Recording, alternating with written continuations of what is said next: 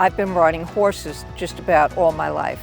I woke up one morning with this big vision of starting a program here, and I just saw the horses here, I saw the people here, the fencing, everything, and it scared the stew out of me. But I came in and I spoke with Al Mead, and I was crying telling him about it, and he said, "You sound very passionate, give me a proposal." Well, that scared me too. I was living in fear of actually trying to start the program, but God, every single day, it seemed like He did something in my life to push me along, to tap me on the shoulder and say, "No, you have to do this, you have to take this step, you have to go." God gave me the verse from 1 Corinthians 2, 1 through 5, about that coming before everybody with fear and trembling.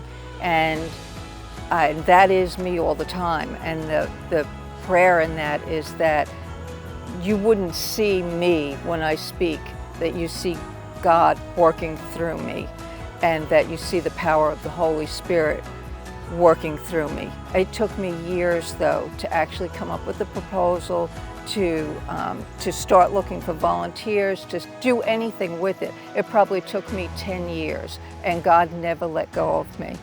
The purpose of this ministry is to help kids and adults with special needs. We minister to them physically by doing the horseback riding and learning the skills is exercise for their bodies.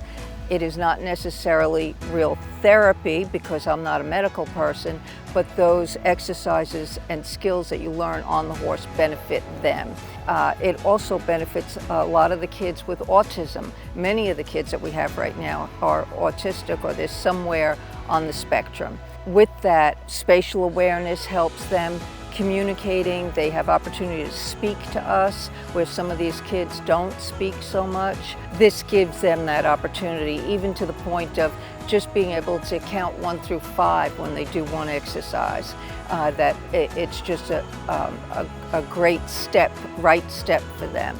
The movement of the horse helps them also. It imitates or coincides with the movement of a person, and so it helps your hips and your body to be able to walk better.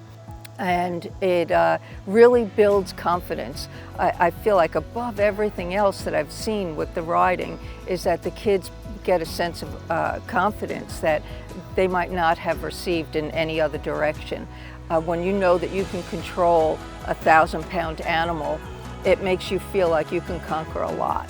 The big thing that we're trying to do, and my heart in everything, is that this gives us an opportunity to lead kids to Christ and to encourage all the other believers that are there too, that they get to reach out to these kids in an environment that becomes very relaxing for them to maybe speak about Christ, where in a classroom environment that might be really hard.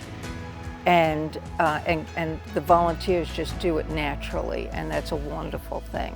You might be wondering what the financial commitment is for a child that wants to come and ride.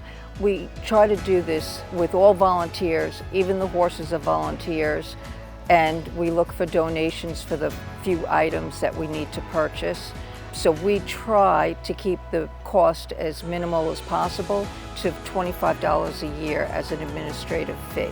Beyond that, we are a ministry, and we are trying to help these kids with the least financial commitment possible for their parents. We know that they have a lot of other expenses just having a special needs child, and we're not trying to become a burden, we want to be a benefit.